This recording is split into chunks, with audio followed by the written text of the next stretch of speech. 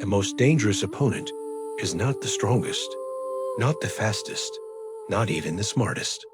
It is the one you cannot define, the one who changes before you can react, the one who refuses to stay the same. Because once something has form, it can be studied, predicted, destroyed. But what happens when there is no form to grasp? This is law number 48. Assume formlessness. And no one embodies this law more completely than Hisoka. Form is limitation. Structure creates identity. Identity creates expectation. And expectation creates vulnerability.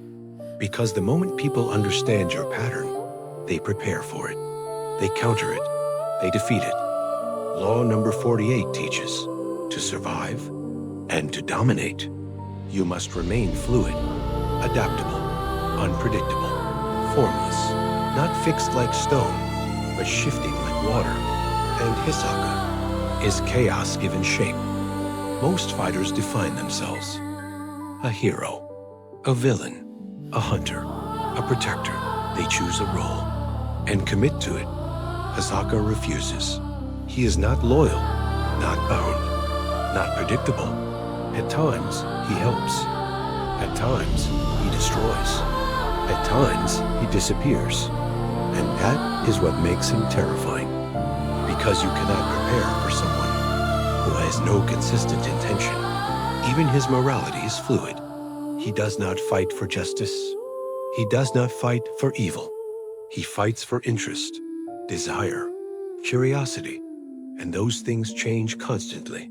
During the Hunter exam, Hisoka becomes a force of instability. Participants cannot categorize him. Is he an ally, a threat, a judge, a predator? The answer changes moment to moment. And that confusion creates fear. Because humans rely on patterns to feel safe. When patterns break, anxiety begins. Hisoka exploits this perfectly. He attacks without warning, helps without explanation, disappears without reason, and reappears at the worst possible time.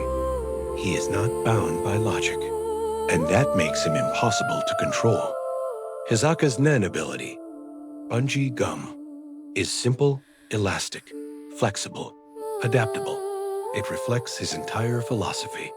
It can stretch, contract, attach, detach, change function depending on the situation. There is no single way to counter it, because it has no single form, and Hisoka uses it creatively. Every fight becomes different. Every strategy evolves mid-battle. He doesn't rely on fixed techniques. He observes, adjusts, transforms. This is the essence of formlessness. When Hisoka fights Crawlo Musilver, he faces someone equally strategic. But here's the difference. Crawlo prepares extensively, plans in advance, builds structure. Hisoka adapts in real time. And for a moment, structure wins. Hisoka loses. But even in defeat, formlessness reveals its true power. Because Hisoka doesn't stay defeated. He changes, reinvents, returns stronger, more unpredictable, less constrained. Because when you are formless, loss is not the end. It is transformation. He becomes more direct, more chaotic, more dangerous. He no longer waits for perfect conditions. He creates them. This is the final evolution of law number 48, not just adapting to the world, but reshaping yourself faster than the world can react. Hisoka is no longer playing within the system. He becomes the disruption itself. Formless people cannot be trapped. Because traps require predictability, they cannot be manipulated easily. Because manipulation relies on patterns, they cannot be fully understood. Because understanding requires consistency. Hisoka embodies all of this. He is not a fixed enemy, not a fixed ally, not a fixed force.